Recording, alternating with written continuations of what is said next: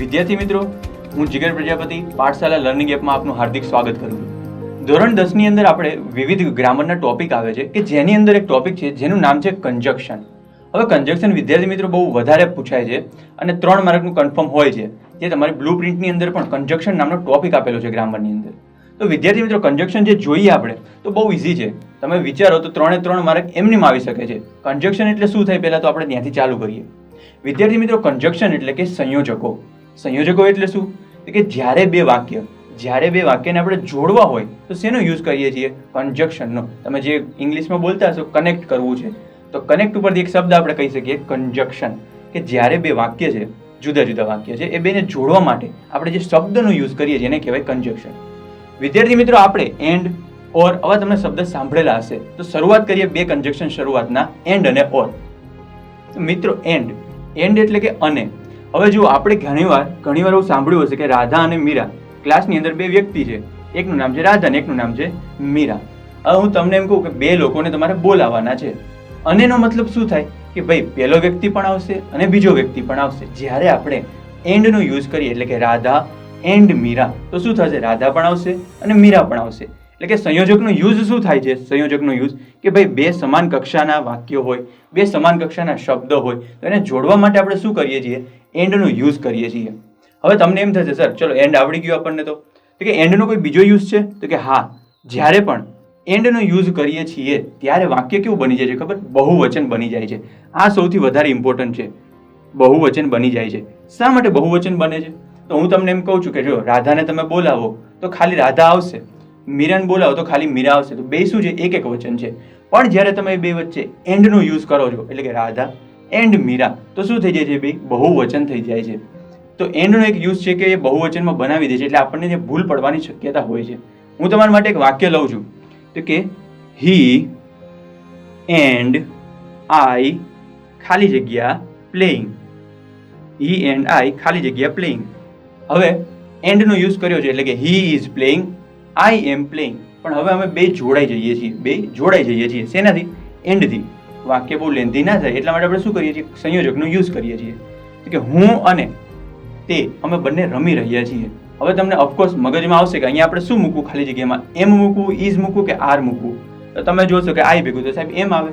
પણ અહીંયા જો એન્ડનો યુઝ જે થાય છે, જે હાર્ડ યુઝ કહેવાય છે, તો કે એ છે જ્યારે એન્ડ આવે તો વાક્ય કેવું થાય છે? મેં કીધું બહુવચન થાય. તો આને આપણે શું કહી શકીએ? વી. તો આની સાથે અહીંયા શું આવે? ખાલી જગ્યામાં આઈ ભેગું આવશે આર, એમ આવશે નહીં. તો કે અહીંયા એન્ડની એક વસ્તુ આપણને ખબર પડી કે વાક્યમાં ગમે એવું હોય એ કેવું બનાવી દે છે? વાક્યને બહુવચન બનાવી દે છે. તો એના જેવું જ છે ઓર. હવે એન્ડ અને ઓર વચ્ચે એક નાનો એવો ડિફરન્સ છે કે ઓર છે એ સેમ આની જેમ જ વપરાય છે પણ કોઈ એક પસંદગી માટે વપરાય છે. ઓરનો મિનિંગ શું થાય છે? ધારો કે હું લખું છું રામ અને અહીંયા બીજું લખું છું રાજ. તો કે આ બે વ્યક્તિ છે. અહીંયા કેમ? રાધા એન્ડ મીરા, રાધા અને મીરા. અહીંયા શું છે? રામ અને રાજ. હવે આની અંદર જો હું એન્ડના બદલીમાં ઓરનો યુઝ કરું, શેનો? ઓરનો યુઝ કરું તો શું થઈ જશે તમારા માટે વાક્ય? કે ભાઈ પસંદગી થઈ જશે. એક જ વચન રહેશે, એક વચન જ રહેશે. પણ શેના માટે યુઝ થાય છે? તમને કીધું કે ભાઈ પસંદગી. એનો મિનિંગ હું એમ કહું તમને, મતલબ શું થયું? કે ભાઈ રાજ આવે અથવા તો રામ આવશે. બેમાંથી એકને જ હું બોલાવું છું, બંનેને બોલાવતો નથી. તો કે રામ અથવા રાજ. તો જ્યારે તમારે કોઈ બે વસ્તુમાંથી, 3 વસ્તુમાંથી કોઈ એકની પસંદગી કરવી હોય ત્યારે આપણે શેનો યુઝ કરીએ છીએ? ઓરનો. તમે ક્યારે ક્વેશ્ચન પત્ર એટલે કે પ્રશ્નપત્રમાં આપણે જોયું હશે કે ભાઈ પહેલો ક્વેશ્ચન લખો ઓર બીજો ક્વેશ્ચન, એટલે કે ભાઈ પહેલો લખી શકો તમે અથવા તો બીજો લખી શકો. તમે ક્યારે બે ક્વેશ્ચન ઓરવાળા લખશો તો બેના ફૂલ માર્ક આપે નહીં. તમારે શું કરવાનું હોય? ઓરનો મિનિંગ કે પસંદગી કરવાની હોય. તો સેમ જો આ જ વાક્યની અંદર હું લખી નાખું હી ઓર આઈ ખાલી જગ્યા પ્લેઇંગ. અહીંયા તમારે ઓરનો યુઝ કરવાનો છે. તો કે ઓર અહીંયા આપેલું છે તમને ખબર, તો વાક્ય કેવું બને? એક વચન બનવાનું છે. તો કે હી એન્ડ આઈ એમ પ્લેઇંગ. તો શું આવશે એની સાથે? તો એમ. કાં એ રમે છે અથવા તો હું રમું છું. અમે બંને ભેગા રમતા નથી. મિત્રો આઈધર ઓર અને નાઈધર નોર, આપણે જેમ ઓર જોયું ને, ઓર કેમ પસંદગી માટે યુઝ થાય છે, એવી રીતના either or, neither nor, or else અને અધરવાઇઝ આ બધાનો યુઝ હંમેશા શેના માટે થાય છે? પસંદગી માટે થાય છે. હવે પસંદગી તમને ખબર છે, તમને હું કહું કોઈ વસ્તુ પસંદ કરવાની હોય તો 2-3 તમને ચોઈસ આપેલી હોય તો તમે પસંદ કરી શકો. હું તમને એમ કહું આ માર્કર છે પસંદ કરો તો એ વસ્તુ પોસિબલ નથી. શું હોવું જોઈએ કે 2 કે 3 વસ્તુ હોય, 2 કે 3 ક્રિયા હોય, એમાંથી તમારે કંઈક પસંદ કરવાનું હોય છે. તો આપણે એની અંદર શું કરીએ? ચોઈસ આપેલી હોય છે તમને, કાં આ કરો કાં પેલું કરો. તો એના માટે 4 વર્ડ છે, either or, neither nor, or else અને અધરવાઇઝ. 4માંથી કોઈ પણ તમે મૂકી શકો છો. ચારેયના મતલબ સરખા થાય છે. 3 એક્ઝામ્પલ થ્રુ આપણે સમજીએ. વી મે ગો ટુ આબુ. અમે કદાચ, મેનો યુઝ શું થાય? કદાચ કેવું હોય તમારે કે અમે કદાચ આબુ જઈશું. વી મે ગો ટુ ગોવા. અમે કદાચ ગોવા જઈશું. હવે તમને એમ થાય કે સર એન્ડનો યુઝ ના કરાય? તો સાહેબ ના કરાય. કેમ? કે જો આપણને બે વસ્તુ કે અમે કાં આબુ જશો અથવા ગોવા જશો, બે પોસિબલ છે એક સાથે, કે આબુ જે હોય અને આપણે ગોવા પણ હોઈએ, તો કે ના, એ પોસિબલ છે નહીં. તો તમે 3 વસ્તુ આમાં 3 either or, neither nor, or else ને અધરવાઇઝ તમે મૂકી શકો છો. તો આપણે 3ની અંદર જુદા જુદા વસ્તુનો યુઝ કરીએ. આઈધર ઓરનો યુઝ કેવો છે? તે જ્યારે તમને કાં આ અને કાં પેલું, આપણે એવું કેવું હોય ત્યારે આપણે યુઝ કરીએ. કાં તો અમે આબુ જશો, કાં તો અમે ગોવા જશો. પણ હવે બનાવવા માટે ખાસ યાદ રાખવું, બનાવવાનું કઈ રીતે હોય કે વી મે ગો ટુ અને વી મે ગો ટુ, જે વસ્તુ કોમન હોય ને એને આગળ લઈ લો. પહેલા ટ્રીક છે તો પણ વાંધો નહીં, સમજવું હોય તો પણ વાંધો નહીં. We may go to either Abu, either પછી એક ખાલી જગ્યા કરાય, ઓર પછી એક ખાલી જગ્યા કરાય. ખાલી જગ્યાનું શા માટે? કે લોકો ઘણીવાર ભૂલી જાય છે, આઈધર ઓર ભેગું લખી નાખે છે. એમને એમ જે આ કન્જક્શન શું છે તો બધે ભેગા જ મૂકવાના હોય છે. તો કે વી મે ગો ટુ, એટલી વસ્તુ કોમન છે, આપણે આગળ લઈ લઈએ. વી મે ગો ટુ આઈધર. હવે અહીંયા તમે 2 ને અંદર લઈ શકો તો વાંધો નહીં. We may go to either Goa, અને બીજી ખાલી જગ્યામાં લખો આબુ. તમે લખો આબુ પહેલા અને ગોવા પછી તો પણ વાંધો નહીં. ઇમ્પોર્ટન્ટ શું છે કે આઈધર અને ઓરની વચ્ચે જે વસ્તુ તમારી પસંદગીની છે એ તમારે લખવાની હોય છે. આ બે જ વસ્તુ ઇમ્પોર્ટન્ટ છે કે ભાઈ આઈધર અને ઓર છે એ બે છૂટા છે, ભેગા છે નહીં. ખાસ વાત યાદ રાખવાની. જો તમને ચોઈસ છે ને આબુ અને ગોવાની, એવી રીતના નીચે જુઓ. Pay fine, go to jail. તમે કાં પછી ફાઇન ભરો એટલે ટ્રાફિક પોલીસ વાળા પકડે છે ને એમ કહે ફાઇન ભરો, અને કાં પછી તમે જેલ જાઓ. બે ચોઈસ આપેલી છે. તો હવે આપણે બીજી રીતે બનાવીએ ઓરેલ્સનો યુઝ કરીને આપણે, કેમ કે આમાં શું છે? પસંદગી છે. જો તમે તમારી પસંદ, તમારે શું ચૂઝ કરવું છે? ફાઇન ભરશો 500 રૂપિયા કે પછી જેલમાં જશો, તમારી પસંદગી છે, ચૂઝ કરી લો. તો કે અહીંયા આપણે યુઝ કરી શકીએ છીએ કે પે ફાઇન, પે ફાઇન, અને અહીંયા લખી શકો છો or else go to jail, go to jail. હવે અહીંયા શું જોયું? અહીંયા આઈધર ઓર નો યુઝ ના કરી શકો સાહેબ? આ કરી શકો ને કેમ ના કરી શકો? Either pay fine or go to jail. એ કીધું ને, either pay fine or go to jail. અહીંયા આપણે ઓર એલ્સ નો યુઝ ના કરી શકીએ? હા, કરી શકીએ ને. We may go to Abu or else we may go to Goa. અહીંયા તમે અથવા આનો યુઝ ના કરી શકો? હા, કરી જ શકો ને. ખાલી ઓર મૂકી દો અહીંયા વચ્ચે. અહીંયા પણ આપણે ઓર મૂકી દઈએ. અધરવાઇઝ, હવે છે અધરવાઇઝ નો યુઝ પણ શું છે? પસંદગી બતાવવા માટે થાય છે. ચારેય વસ્તુ તમને એક જ જગ્યામાં આપેલી હશે નહીં.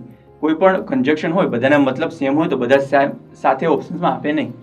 Reach on time, miss the bus. સમયસર પહોંચો, તમારી ચોઈસ છે. કાં સમયસર પહોંચી જાઓ અને કાં પછી તમે બસ છે એ મિસ કરી દો. બેમાંથી એક ચોઈસ કહે છે, તો આપણે આ વખતે અધરવાઇઝનો યુઝ કરીએ. તો કે reach on bus, reach on time. હવે અહીંયા હું અધરવાઇઝ લખું છું આ વખતે.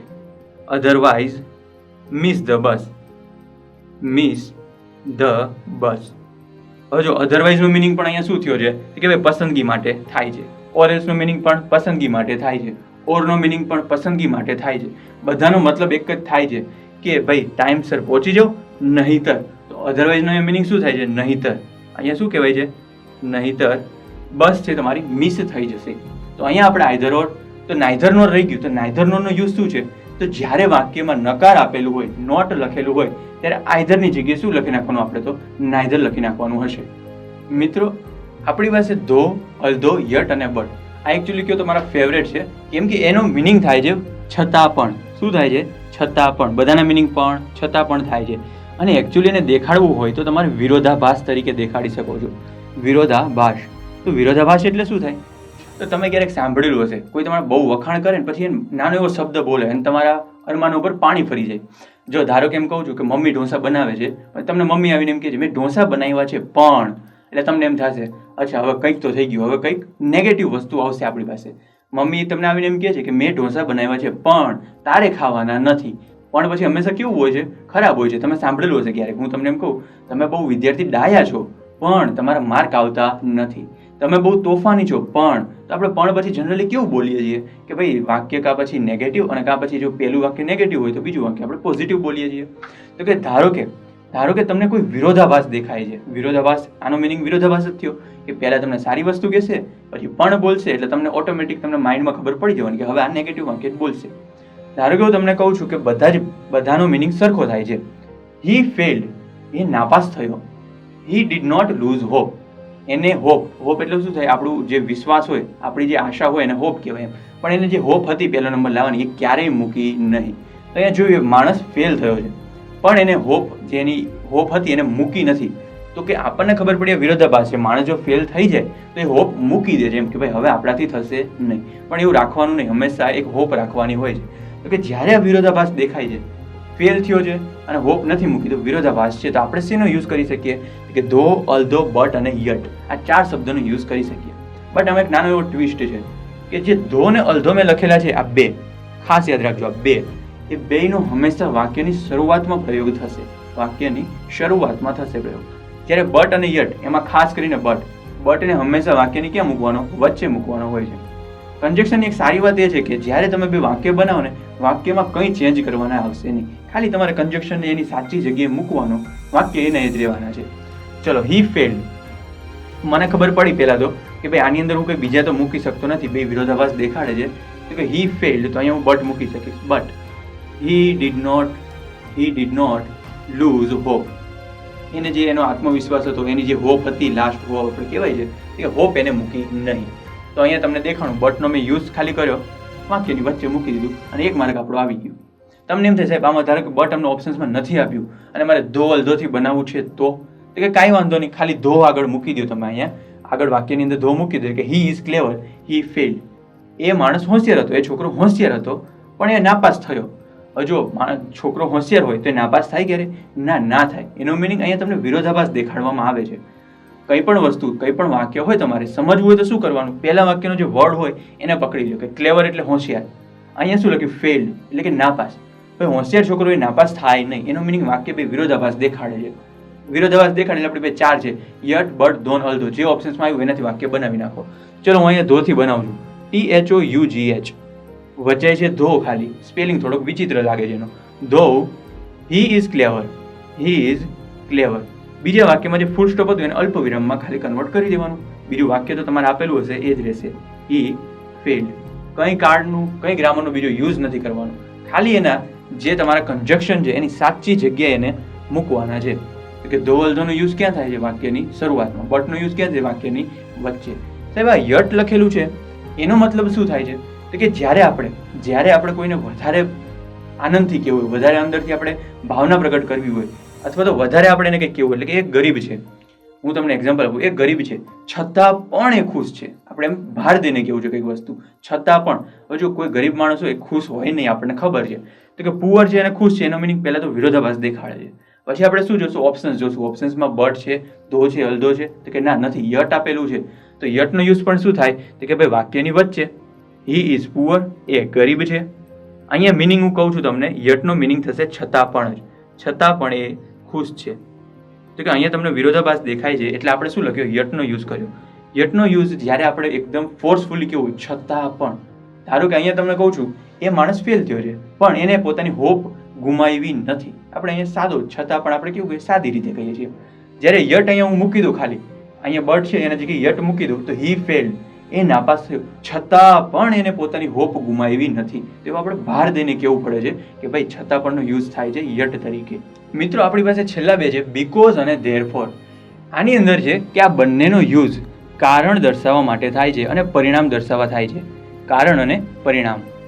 હવે તમે ક્યારેક જોયું હશે કે આમ થયું છે કારણ કે આવો હતો, આ એ રડે છે કારણ કે એને વાગ્યું હતું.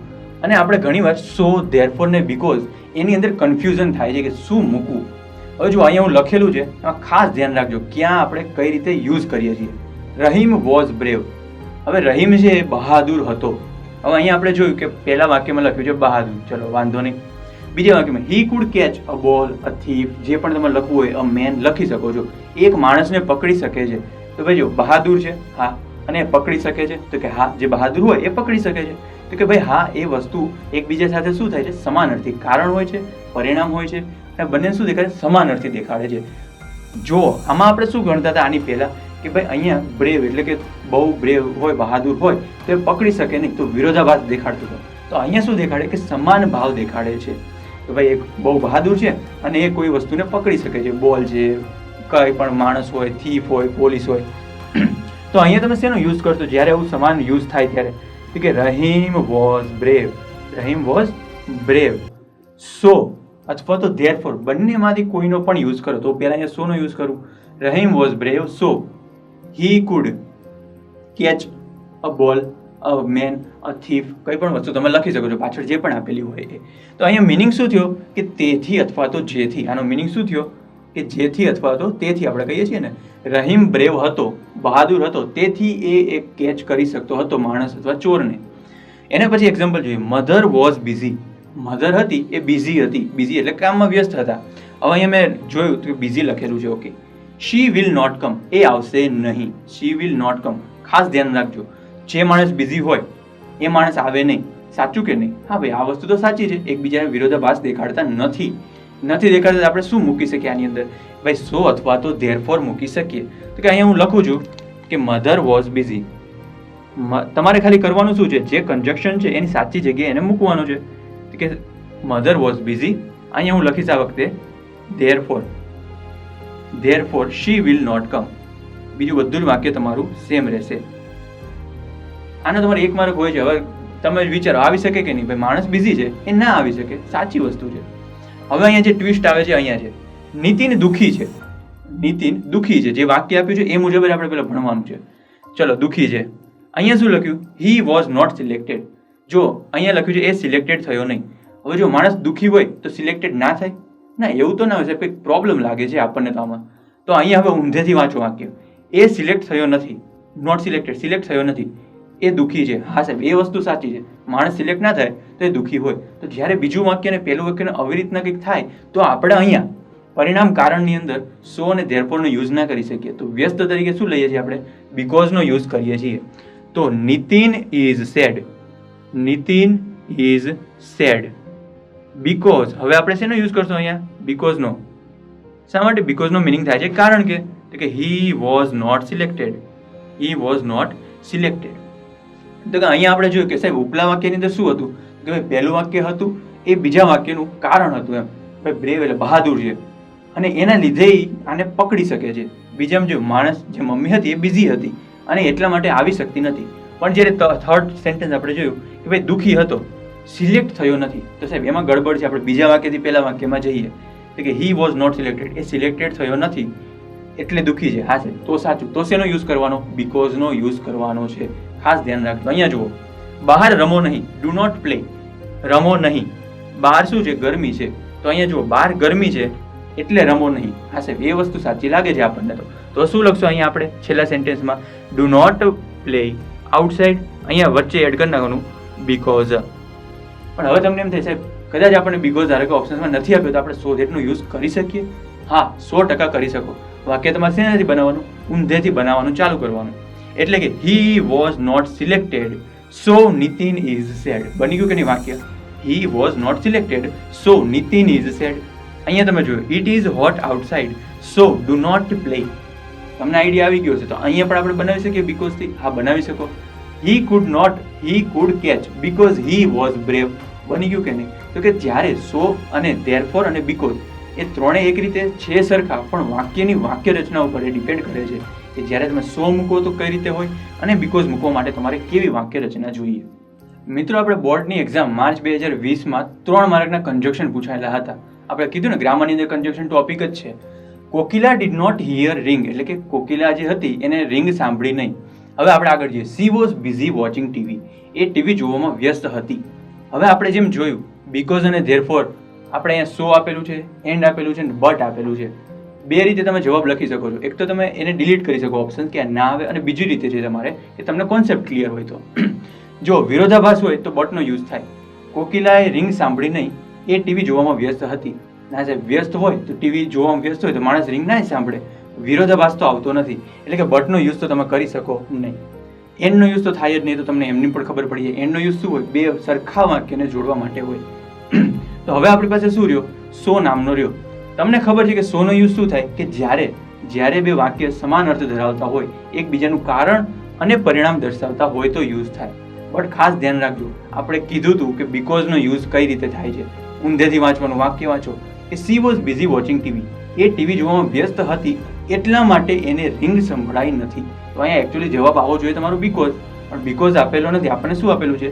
સો આપેલું છે, તો સો મૂકી દો. પણ જે બીજું વાક્ય જે છે એ પહેલા લખો, પછી સો લખો અને પછી પહેલું વાક્ય લખવાનું છે. તો ખાસ ધ્યાન રાખો, જ્યારે બીકોઝ અને સો એકબીજાને કેવા છે? વ્યસ્તમાં હોય છે. તો અહીંયા વાક્ય બનશે she was busy watching TV so Kokila did not hear the ring. એના પછી એક્ઝામ છે Rahman was suffering from fever. Rahman છે એને ફીવર, આપણને કંઈ ખબર ના પડે તો એક શબ્દ લઈ લેવાનો, ફીવર એટલે કે તાવ છે. ભાઈ રહેમાનને તાવ આવેલો છે.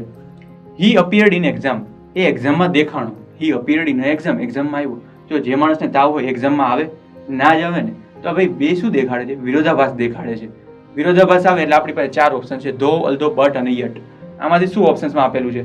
તો બીકોઝ તો આવે નહીં, ધેરફોર આવે નહીં, ધો આપેલું છે, હા.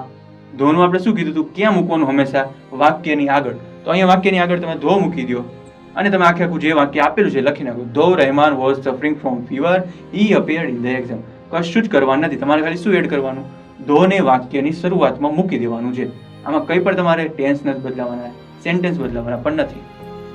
ધ જજ will give a judgement today. જજ છે એ જજમેન્ટ આજે આપવાના છે. આપણે આટલું વાંચ્યું ખાલી, જજમેન્ટ. ઓકે, ચલો. He will give another date, અને એ છે એક બીજી ડેટ આપવાના છે. હવે જો કોઈ વસ્તુ હોય જજમેન્ટ આજે આપી દે તો પછી એની ડેટ થોડી પછી આગલા બીજા દિવસે આપવાના હોય ક્યારે નહીં. તો આમાં કંઈક પ્રોબ્લેમ લાગે છે. બેમાંથી કંઈક ચોઈસ કરવાનું કહે છે મને કે ભાઈ કાં આજે જજમેન્ટ મળશે તમને, કાં તમને નેક્સ્ટ હિયરિંગની ડેટ મળવાની છે. બેમાંથી એક તમારે સિલેક્ટ કરવાનું છે. કાં આજે તમને જજમેન્ટ આપી દઉં અથવા તો હું તમને નેક્સ્ટ ડેટ આપી દઉં. તો તમને ખબર યટ તો આવે નહીં, આઈધર ઓર. હા સાહેબ, આપણે કીધું હતું જ્યારે પસંદગી કરવાની હોય બેમાંથી એક ચોઈસની ત્યારે either or, neither not, or else અને અધરવાઇઝ જેવા શબ્દોનો યુઝ કરવાનો. કે આઈધર ઓર તો સાહેબ આપેલો છે ઓપ્શન, તો તમારો જવાબ થઈ ગયો. પણ મૂકવાનું ક્યાં છે? તો ખાસ રાખો, ધ જજ વિલ ગીવ. અહીંયા પણ ધ જજ, હીનો મિનિંગ શું થાય? ધ જજ જ થવાનો છે. તો વિલ ગીવ આટલી વસ્તુ શું છે? કોમન છે. તો કોમન વસ્તુ લખવાની આગળ, અને ઓર અને આઈધર ની પછી તમારી જે પણ બે વસ્તુ આપેલી છે એટલે કે જજમેન્ટ ટુડે અને અનધર ડેટ, આ બે તમારે ક્યાં લખવાની? આઈધર પછીની ખાલી જગ્યા અને ઓર પછીની ખાલી જગ્યામાં. તમારું વાક્ય બનશે ધ જજ will either give a judgement today or give another day. આ તમારો જવાબ થઈ જશે. વિદ્યાર્થી મિત્રો, આ જ પ્રકારના બીજા વિષયના વિડીયોઝ જોવા માટે પાઠશાલા એપ્લિકેશન નીચે આપેલી લિંકમાંથી ફ્રીમાં ડાઉનલોડ કરો.